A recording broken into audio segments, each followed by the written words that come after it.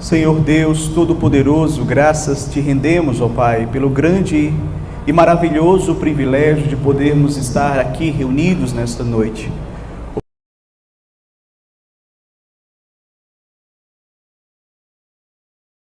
Foi aqui lida, que já foi cantada, as verdades que emanam da Tua Palavra e que já confortaram, que já encorajaram, que já fortaleceram o nosso coração.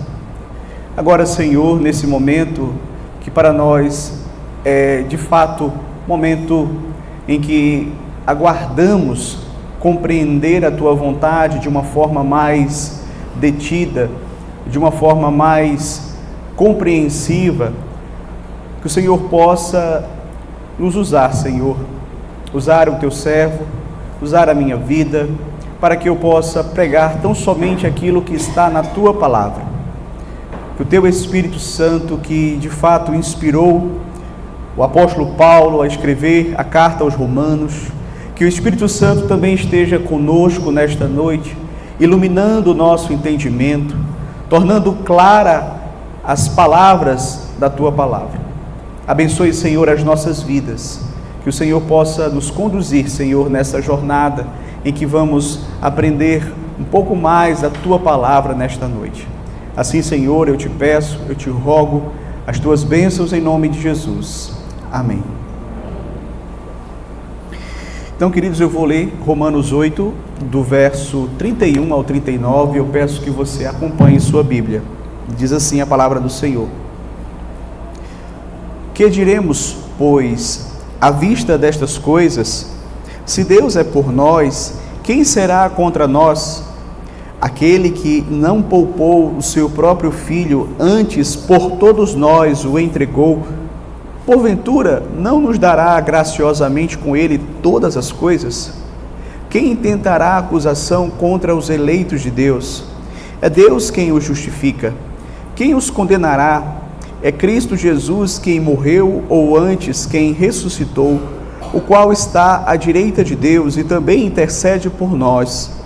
Quem nos separará do amor de Deus? Será a tribulação, ou angústia, ou perseguição, ou fome, ou nudez, ou perigo, ou espada? Como está escrito: por amor de ti somos entregues à morte o dia todo. Fomos considerados como ovelhas para o matadouro. Em todas estas coisas, porém, somos mais que vencedores por meio daquele que nos amou. Porque eu estou bem certo de que nem a morte, nem a vida, nem os anjos, nem os principados, nem as potestades, nem as coisas do presente, nem do porvir, nem poderes, nem a altura, nem a profundidade, nem qualquer outra criatura poderá separar-nos do amor de Deus que está em Cristo Jesus, nosso Senhor. Até aqui, queridos, a leitura da palavra do nosso Deus. Veja, meus irmãos, nós convivemos aqui neste mundo com incertezas. Algumas incertezas são mais triviais, outras mais significativas. Mas questões como saúde, trabalho, família, relacionamentos, estabilidade financeira, são coisas que, por vezes, têm nos deixado preocupados. A vida aqui neste mundo, meus queridos, ela é, sim, repleta de incertezas. E isso nos incomoda. Por quê? Porque se tem uma coisa que nós realmente gostamos, que nós realmente buscamos, é segurança. Nós amamos segurança. E nós buscamos segurança constantemente. Mas no mundo em que nós vivemos, nós podemos ter este sabor de incerteza, insegurança e até de vulnerabilidade. As coisas aqui não são tão seguras como nós gostaríamos que fosse. Mas este é o mundo caído no qual vivemos. Entretanto, queridos, para aqueles que estão em Cristo Jesus, o apóstolo Paulo, ele lembra, aqui em Romanos, capítulo de número 8, do verso 31 ao verso 39, que apesar das incertezas próprias desta vida presente, nós podemos ter uma certeza inabalável. Nós podemos ter uma certeza inabalável de que Deus é por nós, uma certeza de que nada pode nos separar do amor de Deus, uma certeza de que a nossa salvação é absolutamente certa, garantida e segura em Cristo Jesus. Queridos, hoje nós meditaremos sobre essa verdade e sobre como ela pode nos dar uma firmeza, uma esperança para vivermos nesse mundo de incertezas. Como os irmãos bem sabem, nós estamos expondo a carta do apóstolo Paulo aos Romanos. E aqui no capítulo de número 8, nós temos observado que o apóstolo Paulo trata sobre a segurança de salvação. O objetivo do apóstolo neste capítulo de número 8 é justamente nos dar a certeza de que o Deus que começou a boa obra em nós, Ele há de completá-la até o dia de Cristo Jesus. E veja, o apóstolo Paulo, ele vem desenvolvendo essa certeza de salvação com base na obra do Espírito Santo em nossas vidas. E nós, então, tivemos a oportunidade de estudar aqui, no decorrer deste capítulo de número 8, o papel do Espírito Santo no crente, garantindo que a salvação em nós iniciada será concretizada.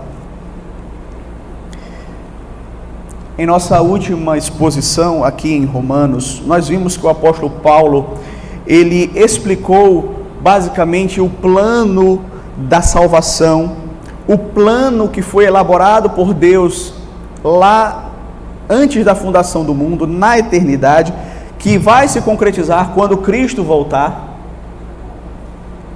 Nós vimos aqui que Paulo, ele tratou a respeito de várias etapas do processo de salvação, como essas etapas elas acontecem, como elas estão interligadas, como elas não podem ser interrompidas. E veja, Paulo aqui, meus queridos, ele vai concluir o seu capítulo 8, e você fica perguntando, você fica pensando, como é que o Espírito Santo vai capacitar o apóstolo Paulo a concluir um capítulo que já é por si só tão maravilhoso? Como é que ele vai fechar esse capítulo? E nós vamos perceber aqui que esse capítulo vai ser fechado com chave de ouro. Porque Paulo, ele vai continuar apresentando argumentos que nos trazem essa segurança da salvação. Paulo, ele faz isso com base em duas coisas. Primeiro, no fato de que Deus está ao nosso lado. Deus é por nós. Deus é quem está realizando essa obra em nós. Segundo, porque também, queridos, não existe nada, não existe ninguém em todo o universo criado por Deus que possa nos separar do amor de Deus que está em Cristo Jesus, nosso Senhor. Ninguém é capaz de frustrar o plano que Deus tem elaborado para as nossas vidas. Paulo, então, ele vai trazer esses argumentos em forma de perguntas. Já aqui no versículo de número 31, você percebe que ele já começa com uma pergunta que nos instiga. Que diremos, pois, à vista destas coisas? Veja, queridos, que coisas são essas que Paulo está se referindo aqui? À vista destas coisas, o que é que nós podemos dizer? Que coisas são essas? Veja, é tudo aquilo que ele já vem escrevendo na sua carta até aqui. E em especial, ao versículo de número 30, onde você vai perceber que ele resume o plano da salvação.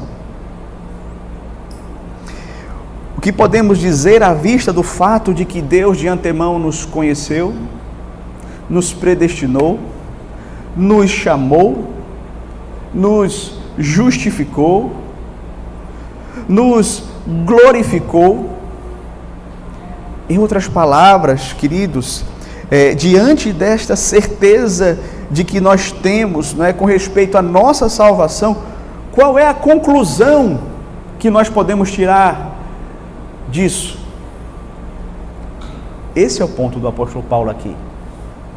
À vista destas coisas, qual é a conclusão que nós podemos tirar deste plano soberano realizado por Deus desde toda a eternidade, que está se concretizando aqui e que vai ser de fato completado quando Cristo retornar? E ele é absolutamente certo e seguro.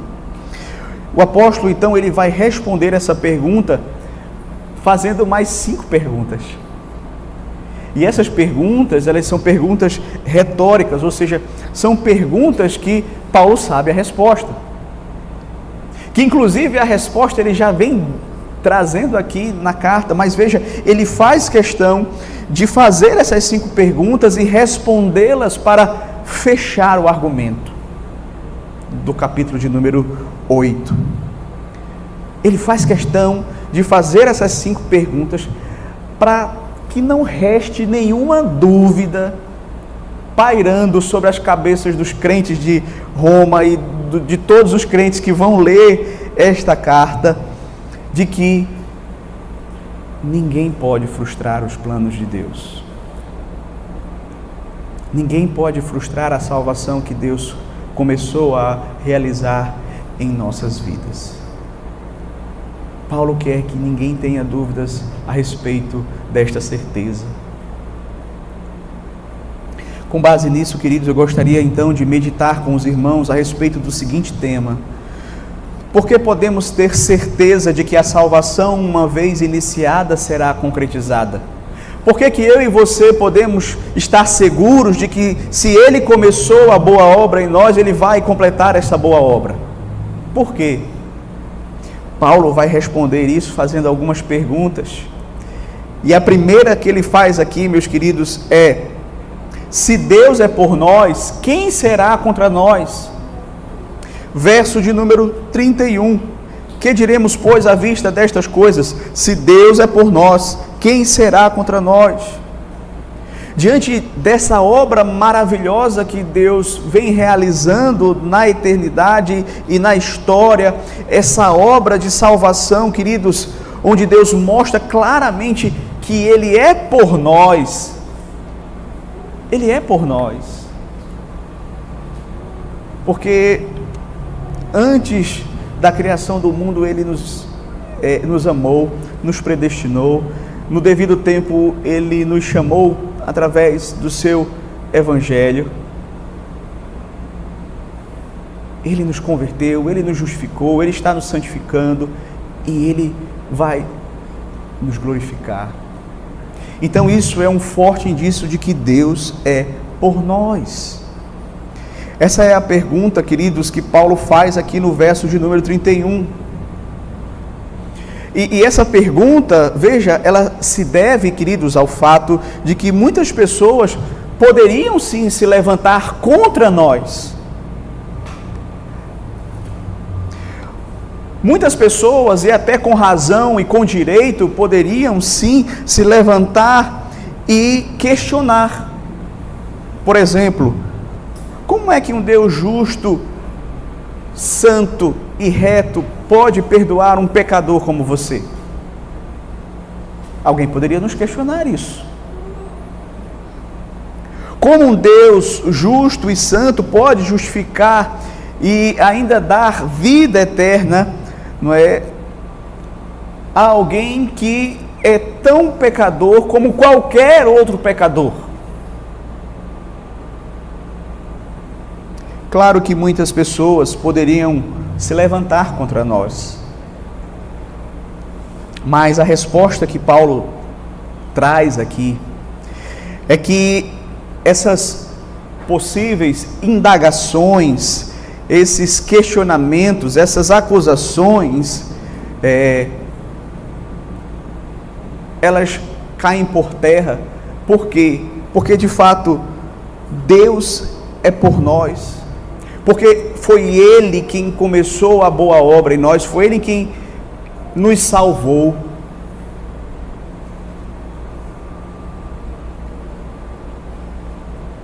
O Pai planejou na eternidade, o Filho encarnou e no seu tempo cumpriu o seu sacrifício na cruz do Calvário. O Pai e o Filho enviaram o Espírito Santo para vir habitar em nós, em mim e em você, como penhor da nossa herança futura. Veja, o Deus Todo-Poderoso é quem está realizando esta salvação em nossas vidas. Logo, se quem é por nós é Deus, não há ninguém que seja superior a Ele e não há ninguém que possa ir contra Ele. Então, se Deus é por nós, meus queridos, quem será contra nós?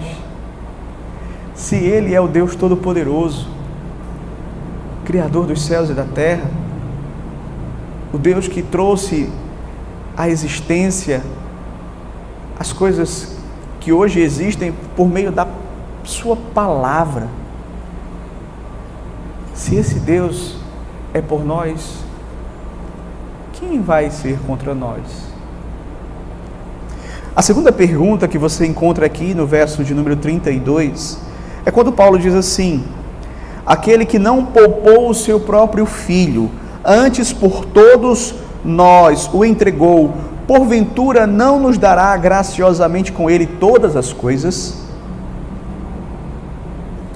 Veja, se Deus é o soberano de toda a terra e Ele é por nós, e Ele foi capaz de entregar aquilo que Ele tinha de mais precioso, aquilo que Ele tinha de mais valioso, que era o seu próprio Filho, será que Ele também não nos dará as demais coisas? Veja que o argumento do apóstolo Paulo aqui vai do maior para o menor.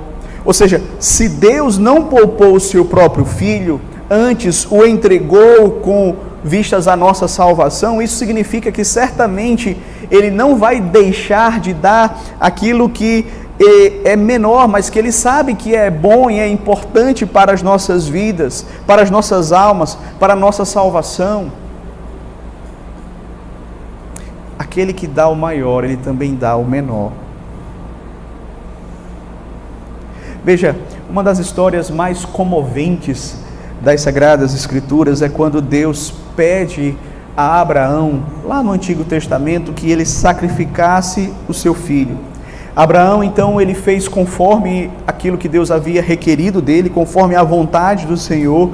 E quando Abraão estava ali prestes a sacrificar o seu filho, naquela hora, Deus então providenciou um cordeiro para morrer no lugar de Isaque. E quando nós lemos essa história, nós vibramos, nós achamos algo assim maravilhoso, espetacular. Mas a história do Evangelho, queridos, não termina assim. A história do Evangelho mostra que Deus não poupou o seu próprio Filho. Ele foi até o fim, Ele deu o último passo, Ele foi e sacrificou o seu próprio Filho para nos salvar. E veja, meus queridos, não há ninguém que possa substituí-lo, porque na verdade Ele é o Cordeiro de Deus que tira o pecado do mundo.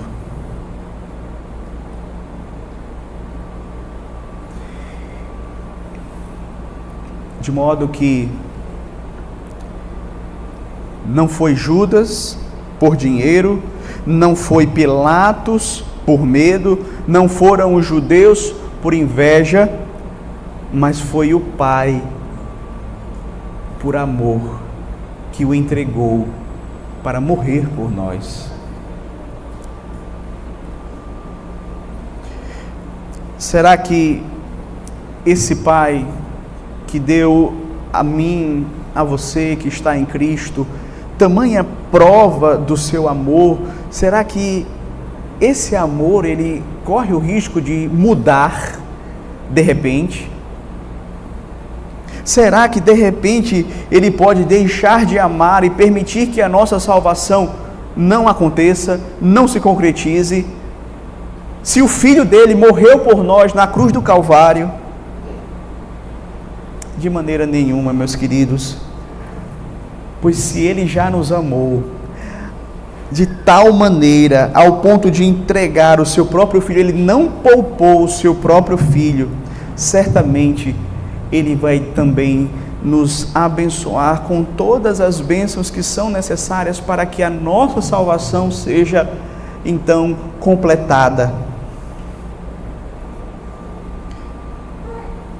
O que são essas todas as coisas aqui que ele fala, não é? Todas as coisas são as coisas necessárias para que o propósito dele se cumpra em nossas vidas.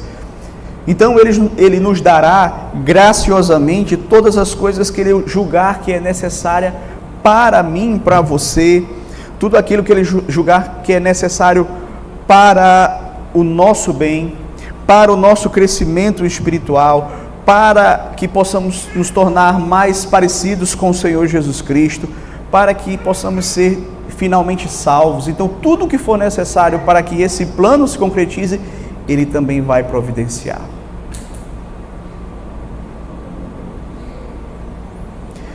Mas veja, vamos para a terceira pergunta que Paulo faz aqui.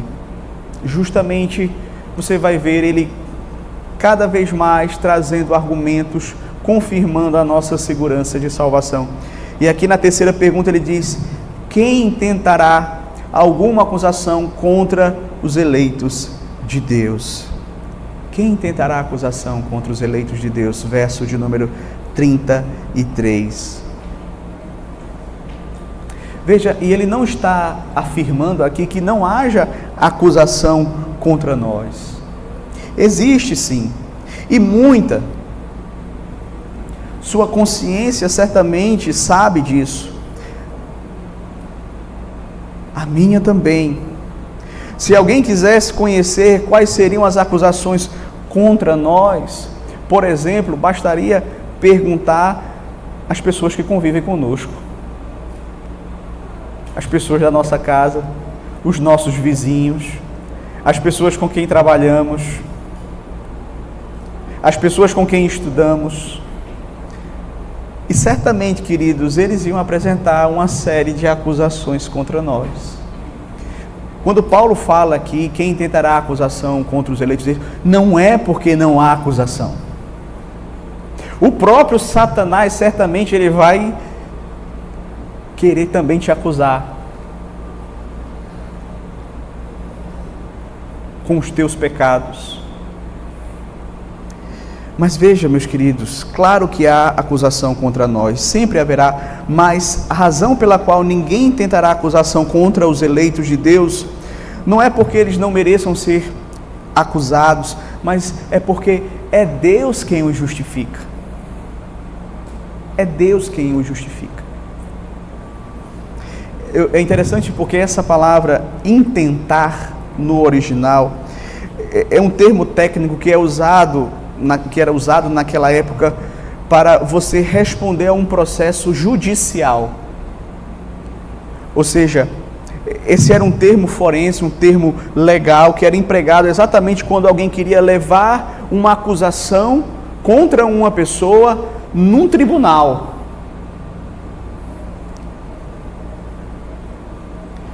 E veja, Paulo está dizendo aqui que ninguém tem mais condição de nos levar ao tribunal divino.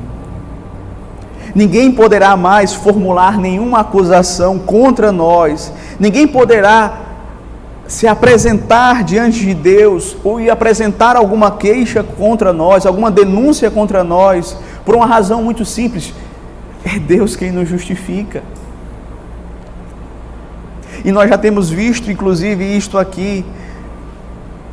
Nós não somos justificados pelos nossos méritos, pelas nossas obras, mas pelas obras de Cristo, pela sua vida e pela sua morte.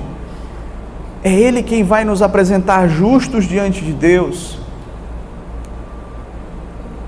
Ele será o juiz e ao mesmo tempo é o nosso advogado de defesa. Quem é que pode intentar acusação contra os eleitos de Deus, se é Deus quem os justifica? Quem? Satanás? As pessoas desse mundo, os ímpios? Ninguém, queridos. É o próprio Deus quem justifica os seus eleitos. Esse Deus o justificou de todas as acusações. Esse Deus, Ele providenciou pagamento por meio do sangue, para nos lavar, para nos purificar, para nos comprar. Nós não fomos comprados com coisas, por meio de coisas perecíveis, ouro, prata, mas pelo precioso sangue de Cristo Jesus, vertido na cruz do Calvário. Então não tem ninguém que possa intentar acusação contra nós, a tal ponto, queridos, de que no dia do juízo não haverá absolutamente nada que possa ser levado contra os eleitos de Deus, porque a justiça deles vai ser a justiça de Cristo. Eu e você estaremos vestidos com a justiça de Cristo naquele dia. Acusar a mim e a você seria como acusar o próprio Cristo. A justiça dele é impecável. Quarta pergunta: quem os condenará? Veja aí verso de número 34. Quem os condenará? E aí Paulo então faz uma afirmação grandiosa a respeito da obra do Senhor Jesus Cristo na sequência. É Cristo Jesus quem morreu, ou antes quem ressuscitou, o qual está à direita de Deus e também intercede por nós. Então veja, quem pode condenar os eleitos de Deus? E aí Paulo então faz questão de mostrar a obra de Cristo em diversos estágios, mostrando como é impossível sermos condenados.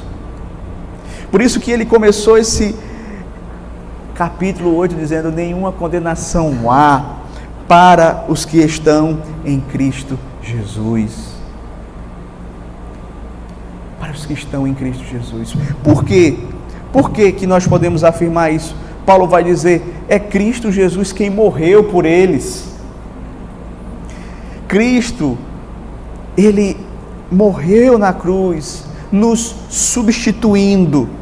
A morte dele foi em consequência do pecado, não o pecado dele, porque ele não tinha nenhum pecado, mas ele veio e ele assumiu o nosso lugar, ele nos representou ali na cruz, ele recebeu a punição pelos nossos pecados. Veja, se Deus já puniu os nossos pecados em Cristo, seria injustiça da parte de Deus no dia do juízo puni-los novamente, uma segunda vez em nós. Mas Deus é justo e fiel. É por isso que Ele não vai punir. Por quê? Porque Cristo pagou a nossa dívida. O escrito de dívida que havia contra nós e que constava de ordenanças as quais nós nunca cumprimos, Ele já removeu, já rasgou já pregou na cruz. É por isso que esta salvação ela é tão certa. Mas veja, Paulo ainda vai para um próximo estágio. Ele não apenas morreu, como também ressuscitou. E a ressurreição, queridos, é uma prova para nós que de fato fomos justificados na morte de Cristo.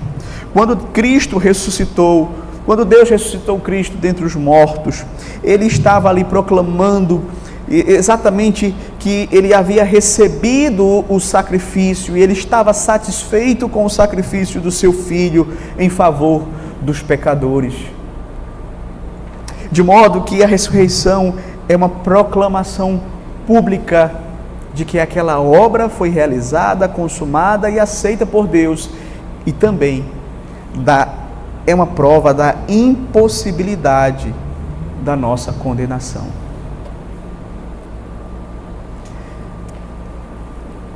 Porque ela comprova que a justificação foi realizada, que agora nós somos aceitos por Deus, que agora nós fomos adotados na família de Deus, que agora nós somos filhos de Deus.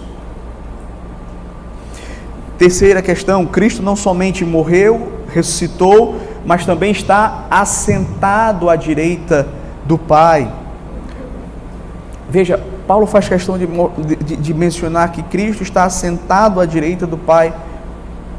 O fato de Cristo estar assentado à direita do Pai, isso mostra que Ele concluiu a sua obra, que não resta mais nada a ser feito, que a obra dele foi perfeita, ao ponto de que Ele encarnou, Ele realizou a sua obra, Ele morreu, ressuscitou, foi assunto aos céus e ali assentou-se à destra do Pai. Não há mais nada a ser feito para alcançarmos a salvação, porque Cristo fez tudo. A obra foi completa, foi perfeita. E Cristo recebeu esse lugar de honra, esse lugar de autoridade à destra do Pai, esse lugar onde Ele tem poder. E se você for ler lá em Efésios, você vai perceber que Paulo vai dizer que nós já estamos assentados nos lugares celestiais em Cristo Jesus. Estamos de tal modo unidos a Cristo que nós já estamos assentados nos lugares celestiais em Cristo. É a famosa teologia do já e o ainda não. Eu ainda não estou em totalidade e plenitude assentados nos lugares celestiais em Cristo, mas eu já estou. Ele é o cabeça e eu sou o corpo. Eu faço parte dele. Eu já estou assentado nos lugares celestiais em Cristo Jesus. E você acha que Deus vai permitir que alguém ou alguma coisa nos tire dessa posição? Quem seria poderoso o suficiente para nos tirar deste lugar ao qual nós já nos encontramos, assentados à destra do Pai em Cristo? Paulo também fala que Cristo está lá intercedendo por nós. Veja que algo maravilhoso, queridos.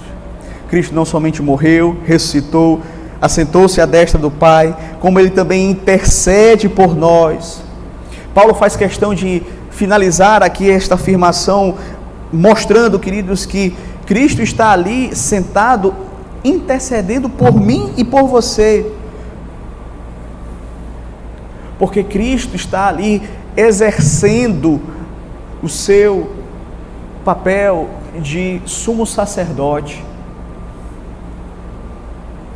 Ele está intercedendo pelo seu povo. O Senhor Jesus, Ele continua ali exercendo o seu ofício sacerdotal, a tal ponto do autor aos Hebreus dizer, lá na sua epístola, no capítulo 4, verso 16, acheguemo-nos, portanto, confiadamente junto ao trono da graça, a fim de recebermos misericórdia e acharmos graça para o socorro em ocasião oportuna.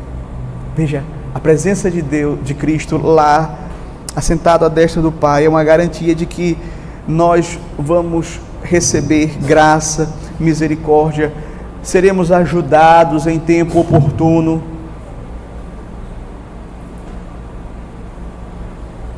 E o próprio autor aos Hebreus também vai dizer lá no capítulo 7, versículo 25, que ele pode também, ou seja, Cristo pode também salvar perfeitamente os que por ele se achegam a Deus, vivendo sempre a interceder por eles. Por que nós não vamos nos perder totalmente? Por que aqueles que Deus escolheu antes da fundação do mundo, eles vão ser salvos? Porque é Cristo quem intercede por eles diante do Pai. Nós vimos aqui nesse capítulo que o Espírito também intercede por nós com gemidos inexprimíveis, ou seja, nós temos um intercessor que habita dentro de nós, nós temos um intercessor lá no céu, o Senhor Jesus Cristo. É por isso que essa obra vai ser completada. Não é por causa da sua força, não é por causa da sua perseverança, não é porque você é bom, não é porque você é melhor do que os outros. É porque é Deus quem vai te sustentar até o fim. Inclusive por meio da intercessão do seu Filho amado Jesus Cristo. Então veja, quinta pergunta, e aí nós vamos concluir aqui as perguntas do apóstolo Paulo. Paulo vai fazer então a quinta pergunta aqui no verso 35. Quem nos separará do amor de Cristo? Quem nos separará do amor de Cristo? Eu quero chamar a sua atenção para essa pergunta, meus queridos. Eu quero que você reflita sobre esta pergunta. Porque a questão que Paulo está levantando aqui, veja bem, a questão que Paulo está levantando aqui, ele não está perguntando assim, pode o nosso amor resistir a estas provações? Não. A pergunta que Paulo faz aqui é, pode o amor de Cristo por nós resistir a estas provas?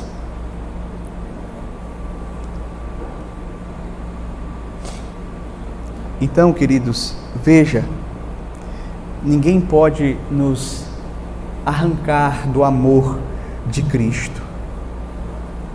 A nossa certeza, a nossa segurança, a nossa convicção da salvação consiste não em nosso amor por Ele, porque o nosso amor por Ele é falho, é débil, é inconstante, sofre variações, mas o amor dele por nós não. O amor dele por nós é firme, é fiel, é inabalável, é perseverante. Então veja, queridos, a pergunta é, quem nos separará do amor de Cristo? E Paulo responde essa pergunta trazendo aqui duas listas de tudo aquilo que alguém pode imaginar que poderia ser capaz de nos separar do amor de Cristo. A primeira lista você vai ver do verso 35 ao 37. A segunda lista você vai ver do verso 38 até o verso 39. Vamos então para a primeira lista. Veja, a primeira lista que Paulo vai trazer aqui, não é? Quem nos separará do amor de Cristo? Será tribulação, ou angústia, ou perseguição, ou fome, ou nudez, ou perigo, ou espada. Veja, Paulo aqui ele está se referindo aos sofrimentos deste mundo. Paulo aqui, meus queridos, está se referindo aos sofrimentos da vida presente, os quais eram bem presentes na vida do apóstolo Paulo. Será que é a tribulação que vai nos separar do amor de Deus? Será que são as provações que podem nos separar do amor de Deus?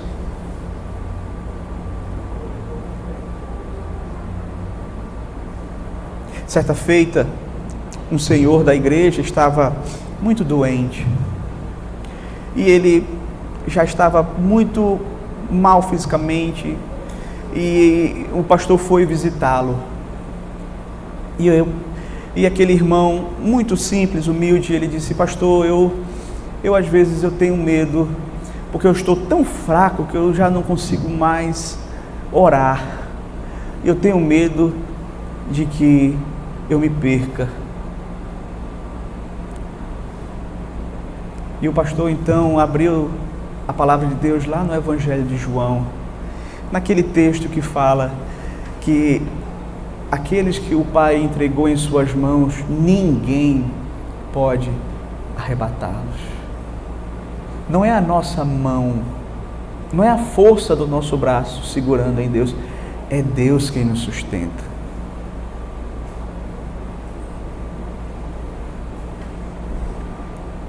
Como diz o hino: com tua mão segura bem a minha, pois eu tão fraco sou, ó Salvador, que não me atrevo a dar jamais um passo sem teu amparo, ó Cristo meu Senhor. Então, queridos, é a força do braço dele. As tribulações não vão nos separar do amor de Deus. Será a angústia, Paulo pergunta, ou seja, aquela sensação que vem com as dificuldades, aquela sensação ruim, aquela sensação, não é, de que você está ali sofrendo, sendo prensado, inquieto. Será que serão as angústias? Não. Será que é a perseguição? Será que pelo fato de sermos filhos de Deus e sermos embaixadores do reino de Deus aqui neste mundo e sermos odiados pelo mundo, porque o mundo nos odeia, é o que o Senhor Jesus Cristo diz, será que essas perseguições e todo o mal que eles fizerem contra nós, será que pode nos separar do amor de Deus? Não, não podem. É o que Paulo diz aqui. Será a pobreza, será a fome, será a nudez, será o perigo de morte, será a prisão, será a espada. Veja, Paulo está aqui, meus queridos, falando justamente algo que era a realidade dos cristãos ali do primeiro século. Por quê? Porque eles eram perseguidos, eles tinham seus bens espoliados, tomados, eles passavam fome, eles passavam escassez, eles eram perseguidos, por fim iam para a espada, ou seja, muitos foram decapitados, como o próprio apóstolo Paulo. E Paulo está dizendo: será que essas coisas podem nos separar do amor de Deus? Não vão nos separar do amor de Deus, não podem. Elas não têm esse poder.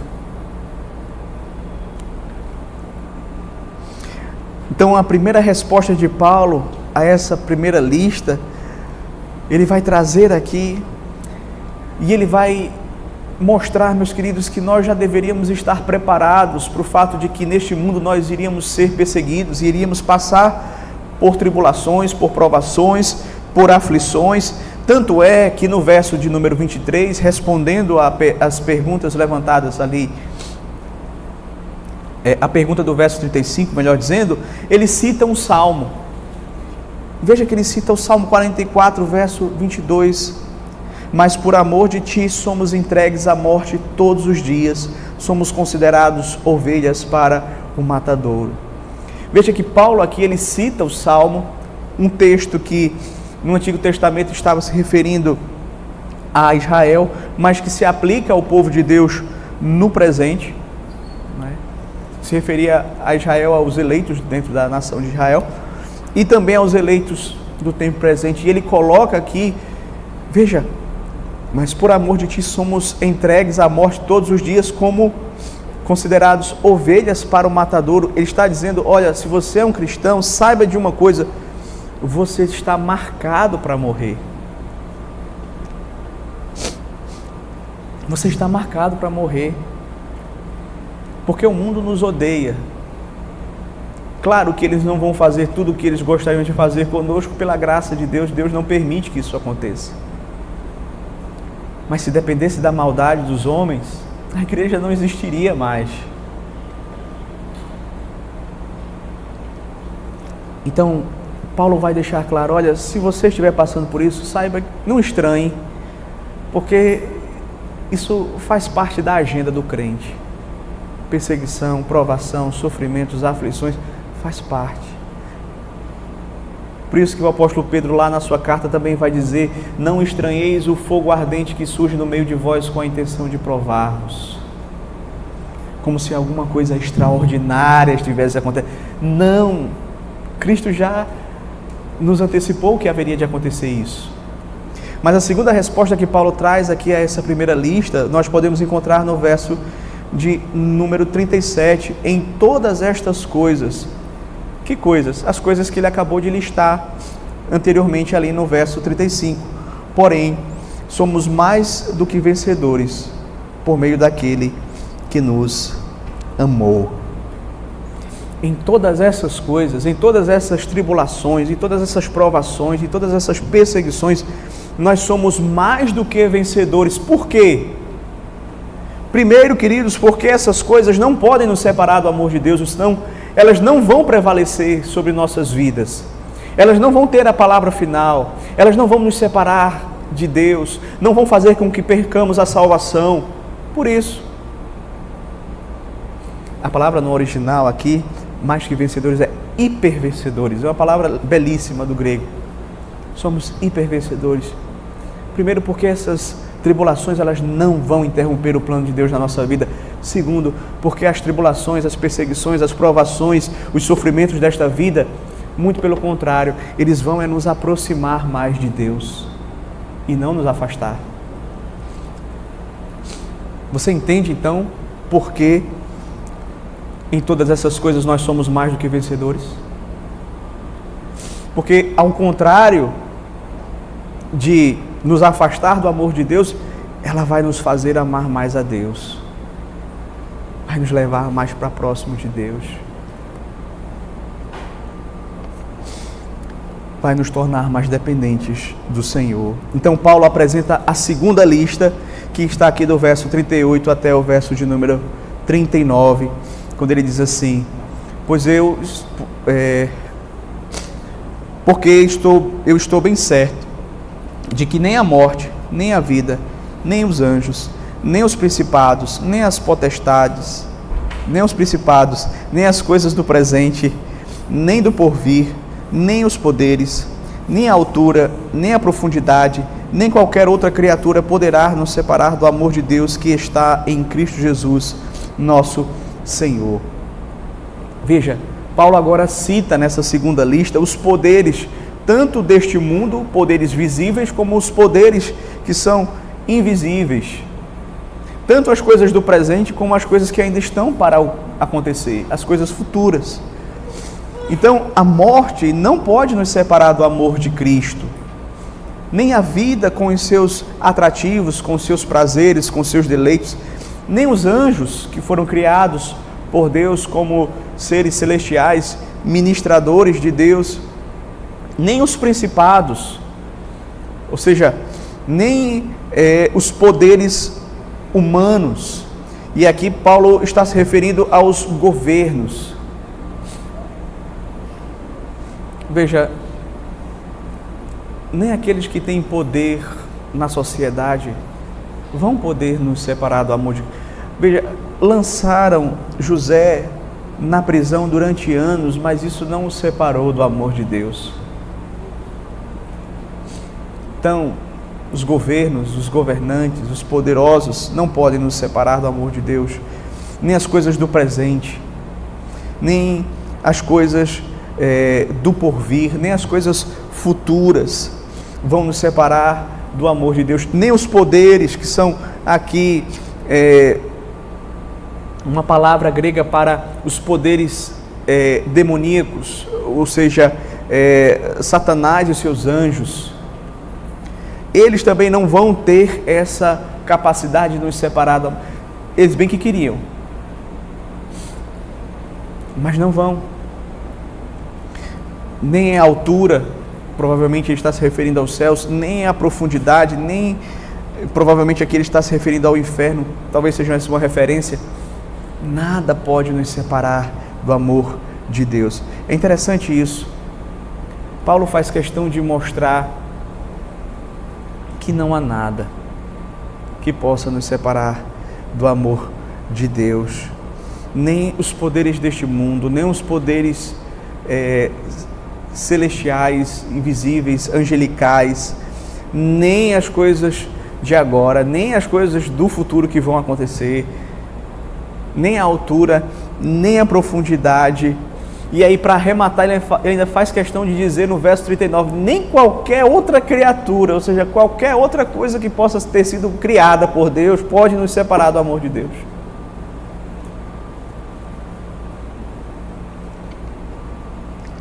Eu gostaria então, queridos, de concluir nesta noite, trazendo algumas aplicações para as nossas vidas.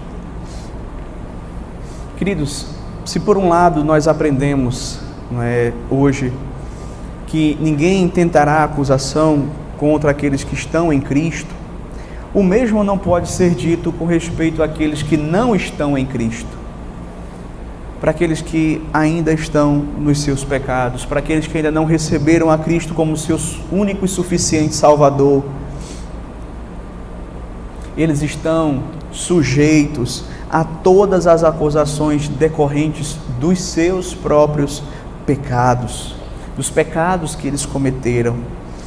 E um dia então eles vão ter que prestar contas com Deus, um dia eles terão que estar diante do tribunal de Deus. E quão terrível será o estado do impenitente, do rebelde, do incrédulo, que não quer se humilhar, que não quer, de fato, entregar sua vida ao Senhor Jesus Cristo, que não se rende incondicionalmente ao senhorio do Senhor Jesus Cristo.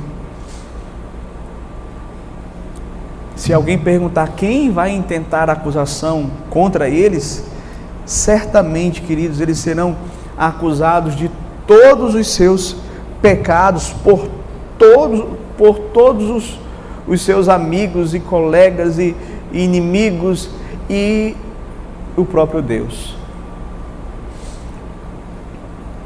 Veja, queridos, que situação terrível é. Porque se Deus é por nós, quem será contra nós? Mas e se Deus for contra nós? Quem é que vai ser por nós? Não tem ninguém.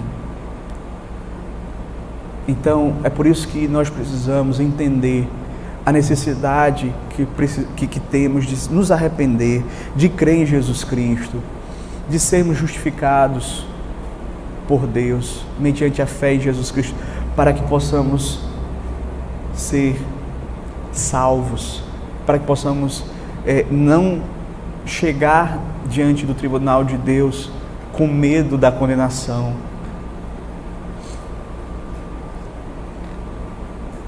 Porque você não vai estar incerto com respeito à sua condenação quando você estiver no tribunal de Deus. Quando os livros forem abertos e for lida toda a sua vida, você vai saber que a sua condenação é certa. Então se arrependa hoje.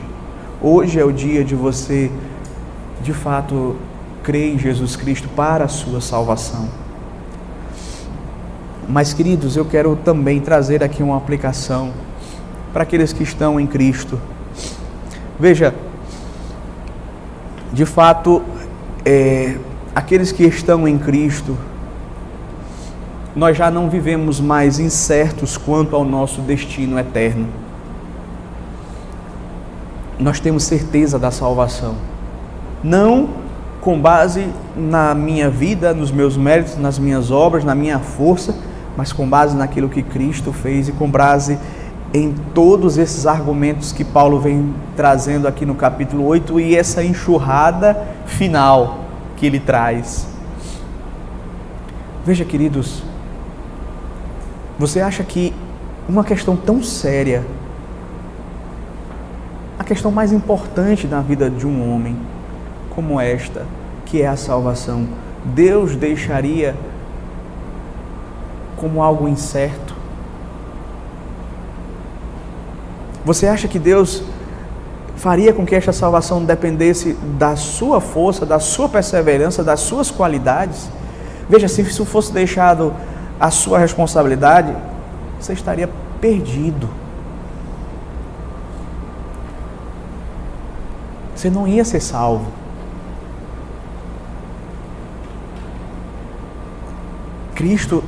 Deus ele sabe que nós, enquanto crentes em Cristo Jesus, nós precisamos ter essa certeza da salvação. Claro que essa certeza, ela se baseia naquilo que a palavra de Deus nos ensina, nas promessas da palavra, e se de fato nós somos crentes em Cristo Jesus. Se nós realmente nascemos de novo, se nós fomos regenerados, fomos justificados, adotados na família de Deus, temos o Espírito Santo. Se você tem isso, é porque Deus começou a obra em você, e Deus não deixa a obra pela metade. Aquele que começou a boa obra em vós há de aperfeiçoá-la até o dia de Cristo Jesus, é o que diz a palavra de Deus. Então, nem todo mundo e nem todo crente muitas vezes tem essa certeza de salvação, mas de acordo com a Bíblia, nós podemos ter e devemos ter, e isso vai nos ajudar a enfrentar as lutas desta vida.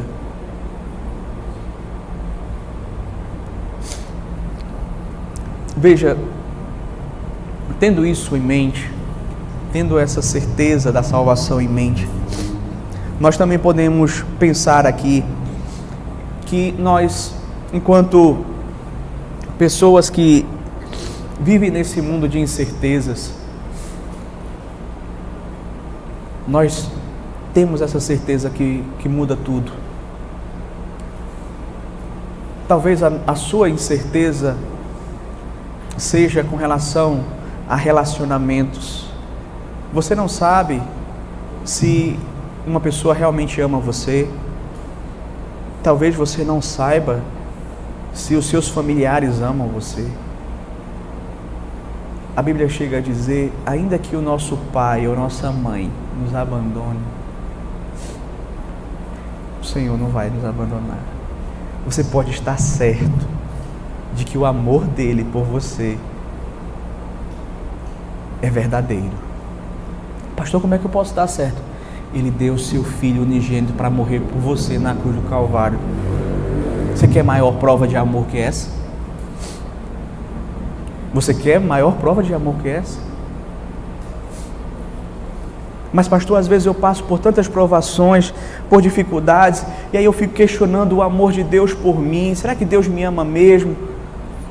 Meu querido, minha querida, olhe para a cruz. Se Ele não lhe amasse, Ele enviaria o Filho dele para morrer por você? Para que você hoje fosse um salvo em Cristo Jesus? Sabe, talvez a sua incerteza seja com relação à questão do seu trabalho. Veja, muitas vezes as pessoas elas vivem preocupadas porque, de fato, nós não sabemos o dia de amanhã. Vivemos num mundo de incertezas. Hoje a gente está trabalhando, pode ser que amanhã a gente não esteja mais empregado. Acontece. Mas uma coisa eu posso ter certeza, de que Deus estará comigo, que essas provações não vão me separar do amor de Deus, e que essas provações elas não vão tirar a verdadeira riqueza que eu tenho, que é a salvação em Cristo Jesus.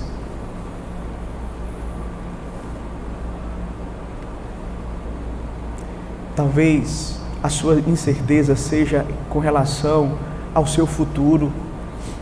Eu não sei o que vai acontecer comigo, não sei o que vai acontecer, se eu vou conseguir alcançar os meus objetivos, os meus alvos. Veja, aquilo que é mais importante a respeito do seu futuro já está garantido, que é a sua eternidade na presença de Deus.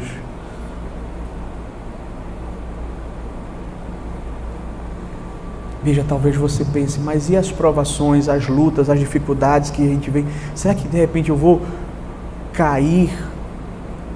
Se você é de Cristo, ninguém vai arrebatar você das mãos dele. Ninguém. Porque todos aqueles que o Pai lhe deu vão até Cristo. E Cristo não vai perder nenhum deles. Que Deus nos abençoe, que Ele nos dê cada dia mais essa convicção, essa certeza da salvação em Cristo Jesus. Amém.